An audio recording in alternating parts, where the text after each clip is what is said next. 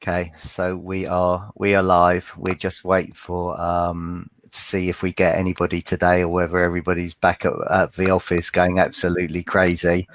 Um, I mean, I've heard, I had clients yesterday phoning me up or sending messages. It's like chaos. I had Yeah, one of my clients this morning at 9:15 to say it's just gone absolutely crazy. yeah. Getting loads of calls and calls and calls. So it's mad. So actually we're up to four people viewing. So firstly, thank you for joining us. Can you just comment whether you can hear us? Hi, James Jury. Nice to see you. Thanks for coming on. So can you just put yes in the comments that you can hear us loud and clear? And please, can you like it, share it, get the message out, and I will introduce you. So first of all, can you hear us? That's the most important thing. Okay, or we're just going to talk amongst ourselves. Thanks, Brendan. Nice to hear. So we've got Brendan again joining us from Whitney. So thank you again. So we're just having a conversation, Chris and I, about what's gone on in the last 24 hours. The shock of having to go back to work for a lot of people. So hi, Kimberly. Thanks for joining again. Thanks, James, for saying you can hear us. Hi, Andrea. Sunny in Perth again today. So Scotland's still in lockdown. So I know I was speaking to an agent actually in the last half an hour who's in Wales as well, and they're waiting to hear. So actually, Andrea, hi Owen, friend of yours, Owen's on here. Remember him? Oh, yeah, I remember him. Hi Pierce, thanks for joining us again. So please like it, please share it, please get the message out to everybody. So Chris, we're going to get going. So Yeah. thanks very much for joining us today. Delighted to be joined by Chris Baker from McDowell Surveyors in East London, whose firm has been going since 1880. You look amazing, you really do. I know. No great hair as well. It's absolutely Oh yeah, incredible. the camera's well concealed. It's fine. Hi, Simon. Thanks for joining us. Hi, Sarah, again. I think you're stalking me, following me on the Brief Your Market webinar yesterday and now coming on to this. Very grateful. So thanks very much. So please like it, share it, get your colleagues involved as well. Hi, Ruth, again. Thanks for joining us. And again, if you're watching this after, welcome as well. And thanks for joining us for the replay as well. So, Chris, as you can imagine, I've got quite a few questions Yeah, for absolutely. you. First question, what are the best way to avoid getting down valuations? Our surveyor's going to be playing it safe with everything that's going on as well and all the uncertainty. Obviously people's circumstances have changed. Before they may have agreed a sale, they now sadly may be made redundant. They may be furloughed. They're not sure what's going to go back to work. What's your take on it, please? I think what we're likely to see is more caution in the market generally. So, as surveyors, we tend to look at comparable evidence when we go out and value any particular property. What we're going to find as valuers is that during lockdown for the last 8 weeks, there's been very little activity. And the fact that the land registry data usually lags the market by a couple of months as well isn't really going to help us. So we're going to go through a period where I think that our instructions by lenders are going to be that we're going to need to consider a longer period of comparable evidence when we look at our valuations. So whilst the market was picking up in January, February time, then we hit lockdown and everything came to a grinding halt. So I'm expecting that comparable evidence during January and February is going to be very important going forward. Before Christmas, we then had the election. Prior to that, we were worried about Brexit. So it's been a very tricky 18 months really in the market. But the number of transactions is definitely going to be one of the key difficulties for valuers. As such, I'd expect there to be a difficult period for the next couple of months until the data starts pulling through as to what evidence has actually happened during March, April. But I think it's going to be key that your valuers are naturally going to be a little cautious, and perhaps more so than usual. So I think you're going to find that there will be some down values that occur off the back of the lack of comparable information. Now, being a chartered surveyor myself, not that I use it much, when I was an agent, going back to my agency days, sadly, I haven't been through anything like COVID-19, but obviously we've been through other crises as well. And I used to have nice discussions with surveyors when they downvalued it, and had the discussion to say, look, if I was able to find you comparables that were to help you, would you reconsider your valuation that you've given to the lender? Yeah. Do you think people will be amenable to that now? I mean, from my point of view, I know some surveyors with their pride, no, I'm not, I've given it, that's my figure, that's it, full stop. I think it would be sensible for common sense to apply. So I think that if an agent is able to provide comparable evidence, and it's genuinely comparable and it has genuinely completed, and they can evidence that even if it hasn't gone onto the land registry database as yet, then I think providing that, the surveyor should be taking that into consideration. I think that's one of the keys really, in a way, estate agents and surveyors in difficult times should be acting together in order to try and move things forward. I think sometimes we become adversaries rather than working together and trying to cooperate. I think when the surveyor walks into the agency office, sometimes we find that it's a little bit frosty. Oh, we're going to downvalue, we're going to do this, we're going to do that. But if you could go in there with a smile on your face and say, right, here's some evidence of what we've sold that is similar within the last few months that might not be on land registry yet, then I think the surveyor should be taking that into account. We can, as long as we can verify it and it's good information, then I think it should be used and should apply. Okay, so again, a couple of other people join. Hi, Ashley. Thanks for joining again. Chris, who's watching from his office today, so obviously already back at work. For you. On his lunchtime learning. So thanks very much, Chris. Appreciate it. So please, if you can share it, if you can like it, get your colleagues involved. That'd be appreciated. So you talk about, here's what I found interesting going back to my time as an agent. How prepared do you find agents are for surveyors when they come into the office? Is it like a last minute, right, let's go and find the keys? Or do you find a lot of agents are actually really prepared? They've got the details ready for you. They've got the comparables ready for you. They've got the keys ready for you. They've got the tenant's name and number in case there's a tenant there as well to make it easy for you. How good are people? How helpful are agents? I've come across some really helpful ones. I'll give you an example. Recently, I had my car break down outside an agent's office over in Teddington. AA came out, took my car away, and the agent kindly ran me round to the property, waited for me to do the inspection, dropped me back to the station. So you get some that are amazing. You do get some that are literally, right, here's a set of keys, sign here, off you go, don't talk to me, don't really do anything at all. I think going forward, it needs to be more, to avoid that down valuation, it needs to be more cooperation between the two of us. So if we go in and say, look, have you sold anything recently that's similar?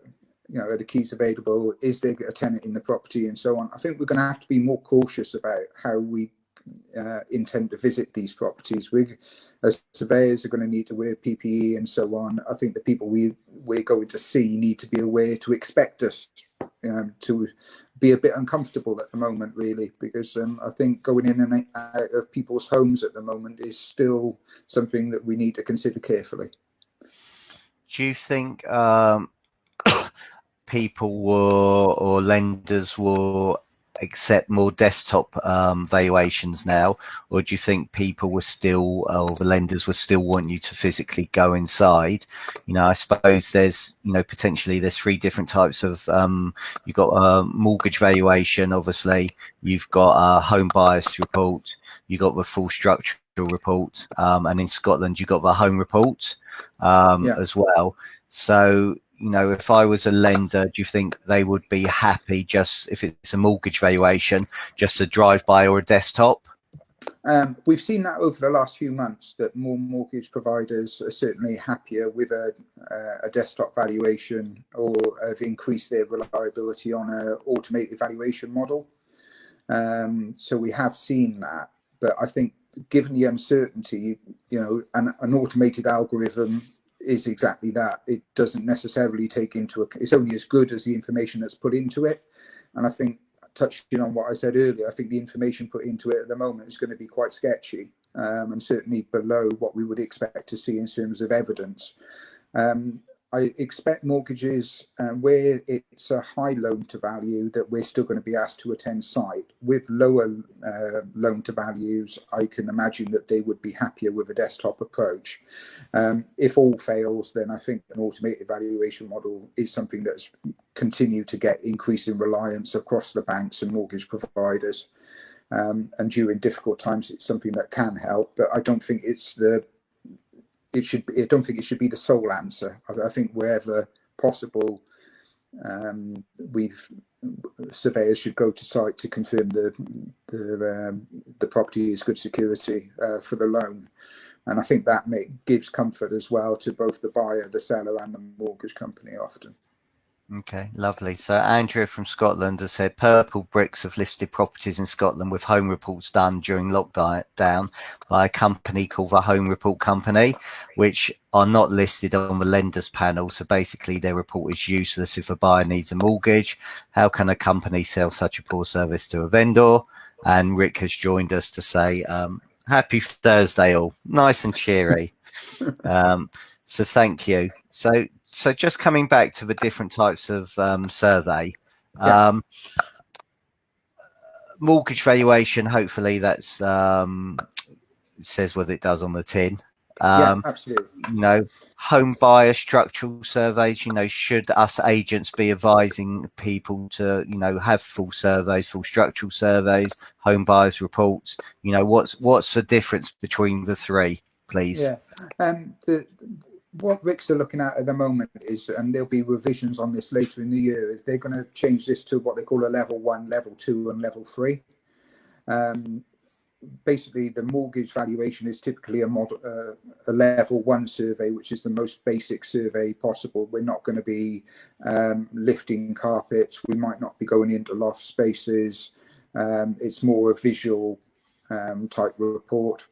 The home buyers has traditionally been the one that we've recommended to buyers of the property. It gives an opinion as to the value of the property and also its condition, and gives a traffic light type response to things that are perfectly fine, things that you'd expect to maintain, and severe issues which would come up as a red on the traffic light type system. And then on a structural, you're finding that is a belt and braces type approach to the construction of the building. It's an intrusive survey. It will take a lot longer. I think you're going to find that there's the number of structural surveys is probably a much smaller amount. And even though there is caution in the market, I think whether or not how prepared surveyors are to actually go and undertake that type of survey in an occupied property at the moment, I'm not sure. That's something we're going to have to wait and see a little bit on, because typically those surveys are going to take quite a while. They're not something that you can do in sort of half an hour or an hour. You're going to be in that property for quite a while. Now that's fine, perhaps if the property's vacant. If the property's occupied, then I'm not sure as yet how we're going to see that develop. But we'll have to wait and see on that. I'm expecting more mortgage activity as the market reopens, definitely. So we're going to be out doing level 1 surveys, and home buyers, which will be now called level 2 surveys, and they're going to be the bread and butter that we're going to be dealing with, I suspect. And how long would that survey take? So if you were looking at mortgage valuation and you're visiting the premises, I would expect to be on site maybe 45 minutes to an hour, depending on the size of the property. Potentially, if it's a large property, a bit more time. You're going to have to bear that in mind. If it's a studio flat, it'll take you less time than a 5-bedroom house. In terms of home buyers, again, the same is going to apply. You're likely to be on site possibly for a couple of hours to do a home buyer's report, a structural survey. It goes on longer, and that again depends on the size of the property and the complexity of it.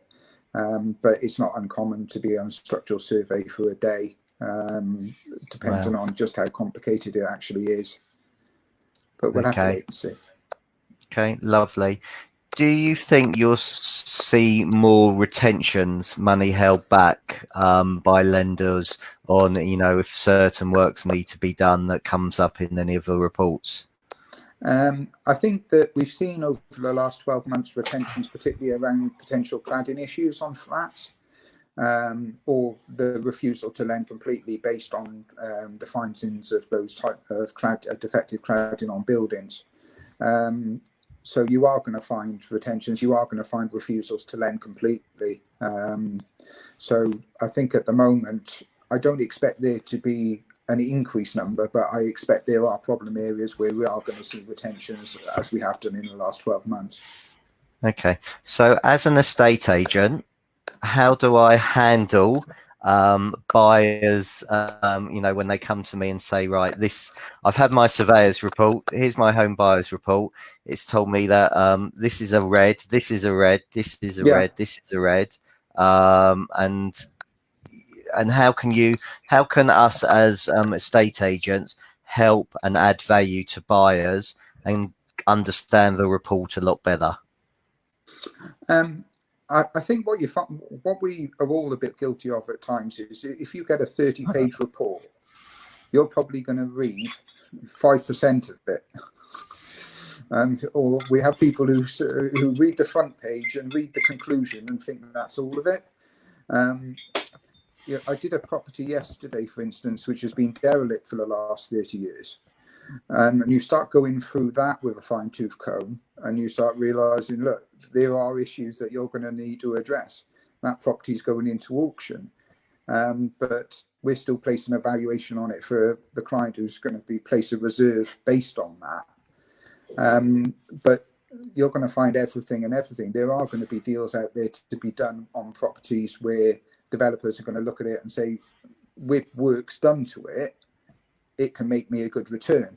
Whereas perhaps as an owner occupier, you might look at it differently. You might look at it and say, well, hold on, if I'm going to have to put a new roof on it immediately, or I need to change the boiler, or I need to do this, this and this, then perhaps that is enough to put someone off buying a property. But that's what the survey is there for. It's usually commissioned by the buyer. And it's a case of, well, if I'm paying £500,000 for this property, are there problems that I'm going to have to deal with day one? And that's what the report's there to identify. It's not there to necessarily, it's to help you make a more informed decision as to what you're spending your money on. That's ultimately what it's there to do. It does get used as a tool to say, right, well, we had agreed a price of £500,000. Chris has been round and he said the roof needs to be done. This needs to be done. There's damp in here. There's a tree growing out of the drain. All these things. Sounds like my house. Oh well, yeah. I've come across some right beauties recently. I can imagine. But they are things that a buyer's going to need to take on board. If you're not going to, if you've got a tree growing out of the drain, then that can cause issues, and it is something that is going to cost money to get fixed.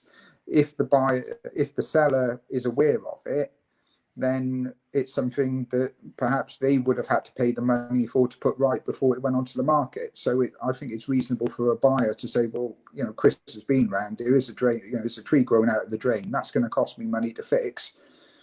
You're avoiding paying that money before I buy it. Therefore, perhaps it should be used as a tool to, to cover potential cost. But I do see, the seller's view as well. If I go around there and say, well, the wiring isn't up to current regulations, and the regulations have changed between 3 months ago and now, then I think that carries less weight in terms of a possible reduction.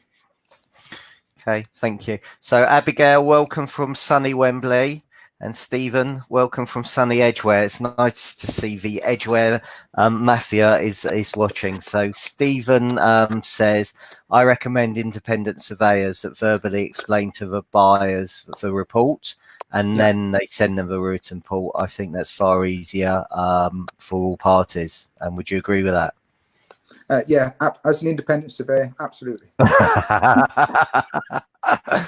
Please send business my way. Okay. Do you think actually that estate agents should have a training session with surveyors to actually go through, you know, what a home buyer or a level 1, level 2, level 3 report looks like? So actually, when they're having conversations with buyers, you know, they know what to say. They, you know, they're prepared. You know, I love to say professionals practice before they play. Roger Federer doesn't turn up on the tennis court and just hit a few tennis balls to win a Grand Slam. He's practicing 6-8 hours a day. You know, if estate agents were sitting down, whether it's solicitors, mortgage brokers, with surveyors, and literally spending, you know, half an hour, going through and thinking, right, these are the things that we need to know and understand and learn, you know, obviously that's going to help and benefit and add value to everybody, I would have thought. Absolutely. I think collaboration and understanding of what, you know, we're both vital cogs in the process of selling a house. You know, the more fluid and the easier it is for both of us to understand what we're trying to get at and achieve our part of the process, then I think that's got to make it, the whole journey easier for a vendor and a seller and a purchaser. Is the more straightforward the process is, and the better the understanding between the people within it, the smoother the process will be. I think life becomes a lot trickier when sometimes you don't know, you never hear of the mortgage surveyor again. You sort of see them once, they disappear into the ether a little bit and say, oh, that was Bob from, you know, McDowell's or whoever it is. And you're like, well, how do I actually get hold of Bob from McDowell's again? And I think sometimes people get lost in the machine. So you're not able to pick up the phone and say, oh, how did that survey go? You know, can I actually speak to the gentleman who did the actual inspection for me? And you find that becomes a sort of journey in itself to go back to your lender, to the panel, to the person who actually did the report. Whereas sometimes, you know, picking up the phone and being able to talk to the person who actually created the report would make life easier. 100%. So Abigail says, that sounds like a great idea. Perhaps as agents, we should put this into our training schemes for our junior negotiators so they understand the process, particularly when they've never bought a property themselves. 100%. Stephen says, I think that's a good idea. Abigail, we just need to find the right surveyor to work with. Here's a surveyor for you, Abigail. You can work with Chris. We're not here to sell today.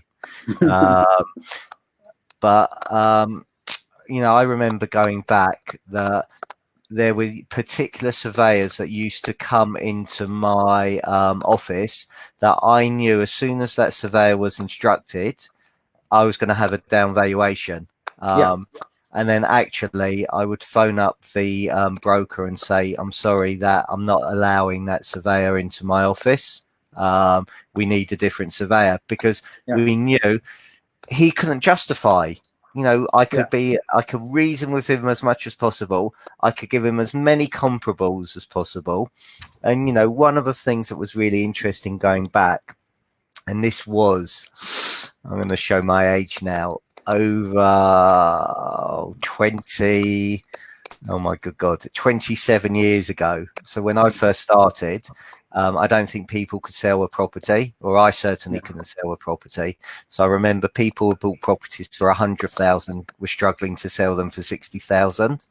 And I remember in Maida Vale, there was a developer called Richard Withy, and he started refurbishing properties, and he got the most unbelievable prices. I mean, unbelievable, you know, because they were done in a really nice way, but there was no comparable evidence out there for surveyors.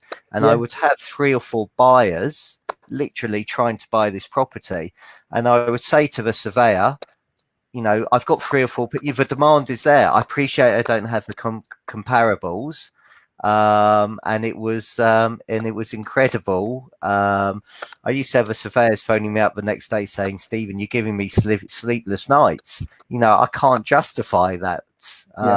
So a couple of things from that is, can you not have a surveyor who you know particularly that downvalue properties? Can you have that conversation to make sure that they don't come? Is the one question. I found that worked, but as I said, that was 27 years ago.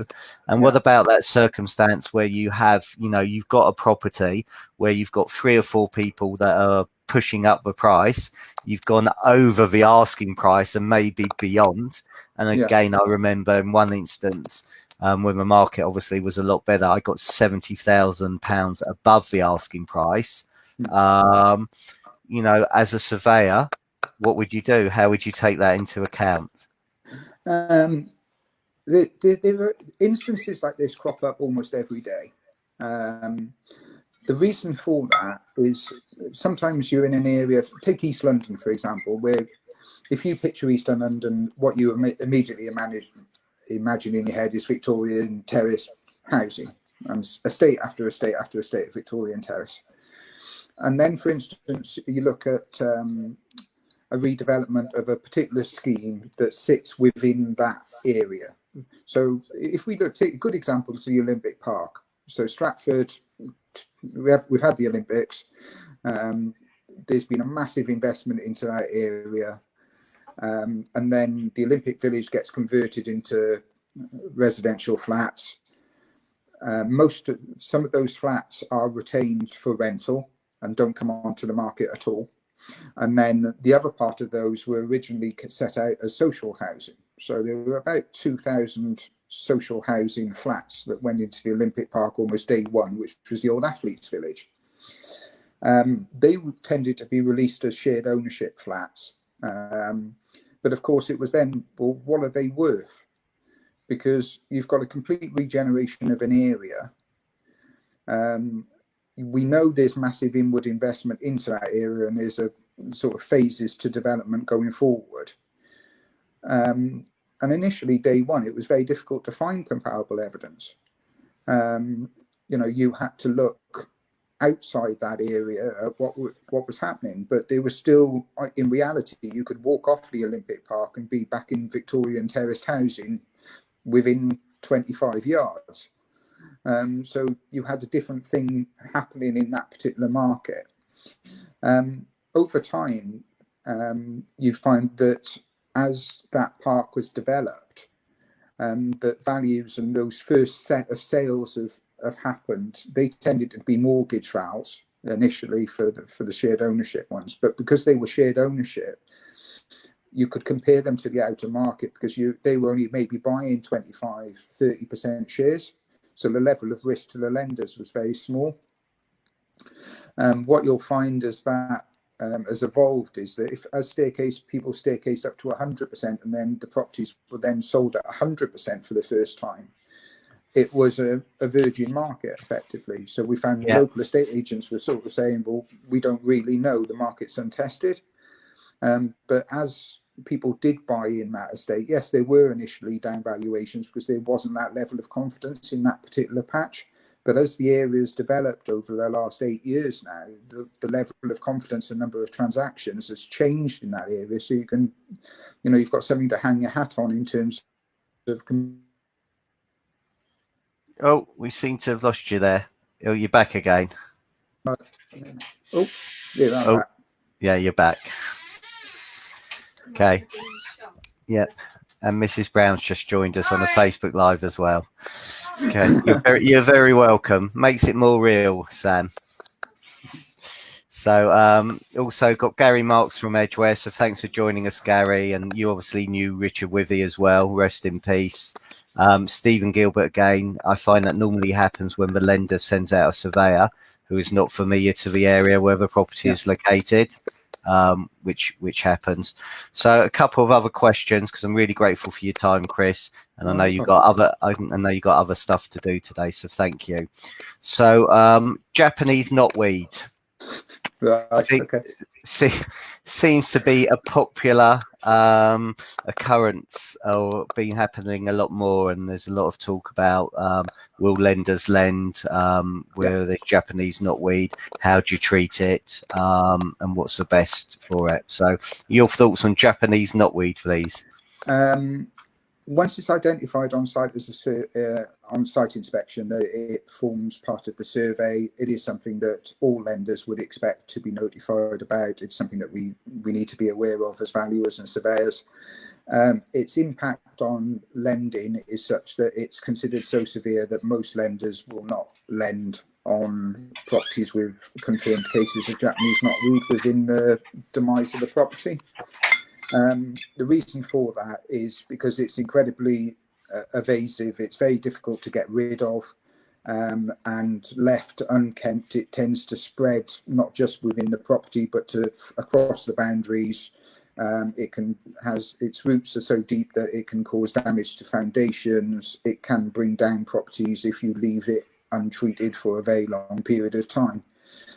So what tends to happen is if we find that, then the lender will automatically flag it, and it may be that they won't consider it good security for any level of loan.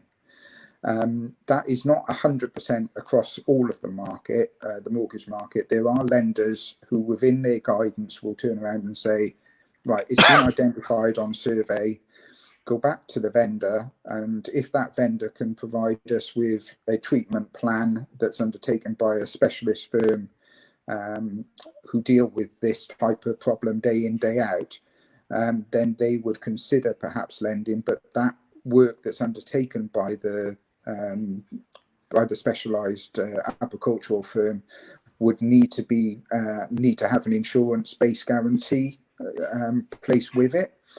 That gives the lender a little bit more confidence that the treatment being undertaken is the correct one. It will eradicate the problem, and that the insurance that the agriculturist is providing gives them that extra sort of backstop and give them more confidence to deal with it. It is something that is going to cause a problem, and it is something that could cause the collapse of the sale. But there have been some recent case law on this where you found that it's been at a neighbour's property, for instance, and you've got the surveyor's gone out into the back garden and they can see it over the fence in the neighbour's property, but they haven't identified it as a risk to the property that they're actually valuing itself because it's not within the demise. I think that was a little bit it's difficult, but you should be commenting on it. If you've got it in that close proximity, then it's reasonable to assume that it's going to spread across the boundary of the fence, or the roots probably already have. It's just that you can't physically see it. So it may be it's sensible for surveyors when they see an identified knotweed within the vicinity of the property to comment upon it on the survey. Okay, lovely. James says, great interview. How does Chris feel about 30-year-old loft conversions that aren't up to current building regulations but seem safe? Down value or no problem? I would still there's still going to be an issue in terms of they're not going to be compliant with building regs. If they're being used as a bedroom, then I think it carries a higher degree of risk. If it's up there and you've got your train set up there, and that's it, then it's about level of risk. If it's being used as a habitable room, then I think you need to flag it as an issue. If it's a case where it's just been boarded, it's just storage, it's not being used in the same way, perhaps you don't have a vertical, I've seen some incredibly steep, narrow stairs up to these type of things. It's almost better to say, right, it's going to be used as storage. We'll remove the stairs and just put a loft hatch in and get rid of the problem. It doesn't always add value, because sometimes you'll find that the way the loft conversion's been done, you may have found that they've removed some structural support from the original joists and so on that are in there that would have been supporting the roof in the first place. Done badly, it can be a real problem.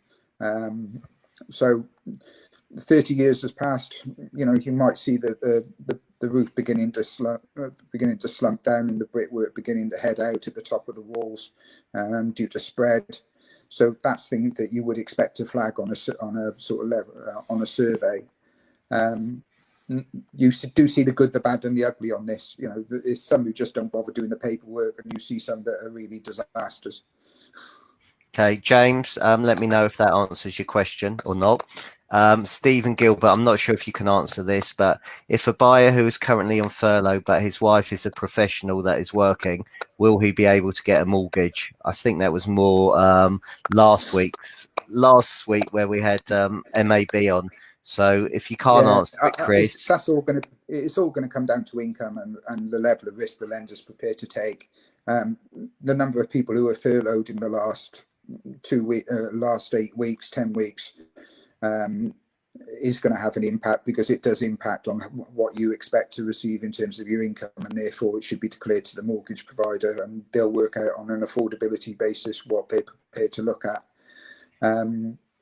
You know, if your partner's has a high wage, then perhaps they'll look at it in a slightly different way. But I think it's an evolving subject at the moment, but it's one that the lenders are definitely looking at day in, day out at the moment.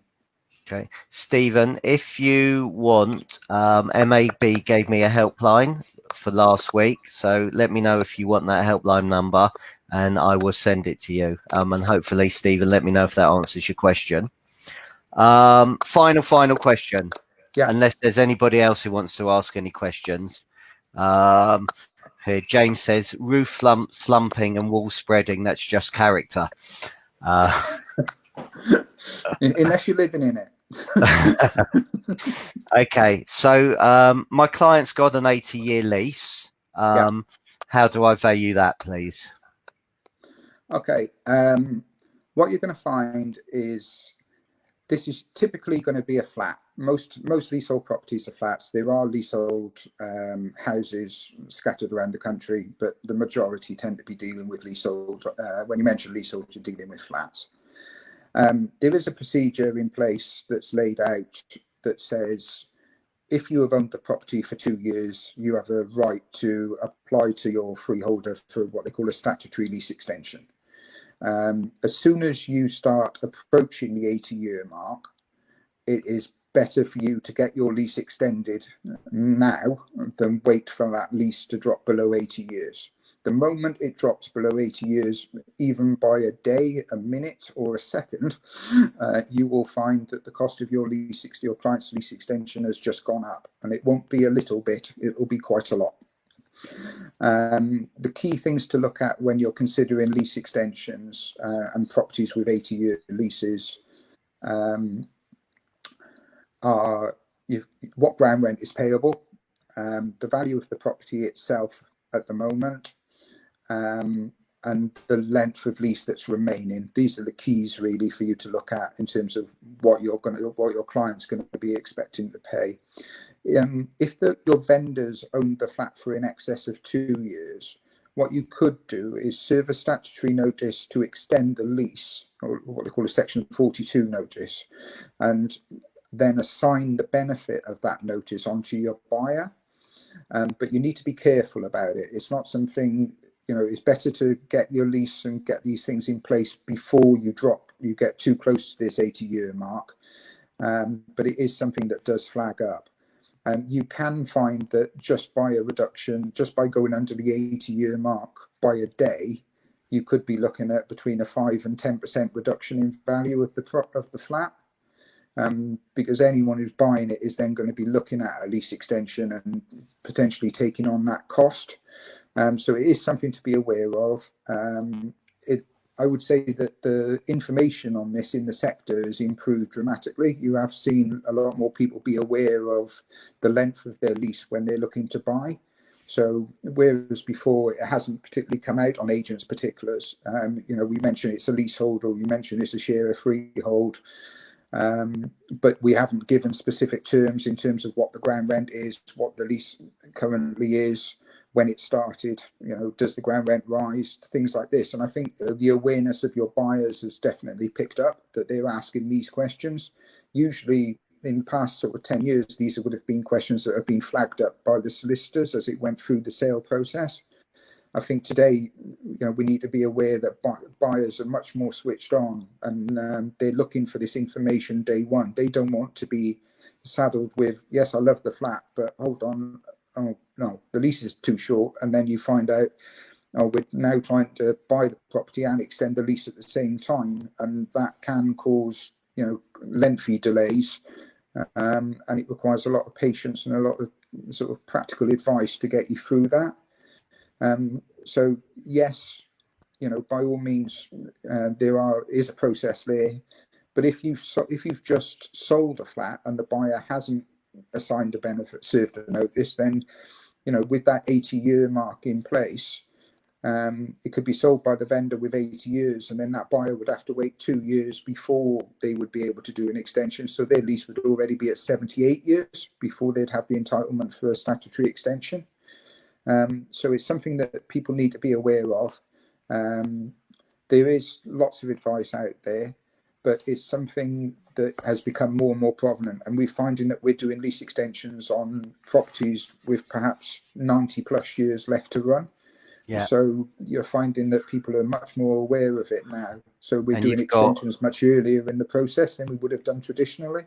And you've got an automatic right to extend it by a further 90 years. Once they've owned it for 2 years, it's 90 years on top of the existing term of the lease, and the ground rent would drop away to zero, or peppercorn as they call it. Okay, fantastic. Well, Gary says £3 land registry check at the start prior to marketing is essential to get the lease information to help you. So money well spent. So Chris, I think it would be to go one step beyond that, actually seeing the lease, because sometimes the title will give you the start date of the lease and the term, but it'll give you a start of the ground rent and the end of the ground rent sometimes, but pulling off the lease will actually tell you how often that ground rent increases. So you might find that there's been a lot of talk of 10-year doubling ground rent. So what you might find in the title is, the ground rent's £200 day one, but it might not tell you that your ground rent doubles every 10 years. So that can really increase the cost of a potential extension in the future. So do take one step beyond that, and if you can, get hold of the lease and check those terms. Fantastic. Chris, really, really grateful for your time. So thank you. So thanks so much. You've added loads and loads of value. You've given loads of great top tips and some insights. Really appreciate it. So if people do want to get hold of you, what's the best way, please? Especially that Abigail Gray. The best way of doing it is through the firm's website, which is www.mcdowells.com. McDowell spelled with an A rather than an E.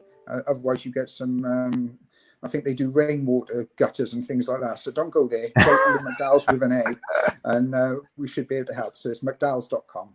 All right. Thanks very much. Fantastic. Thank you all for joining us again for Lunchtime Learning and for enjoying us this week.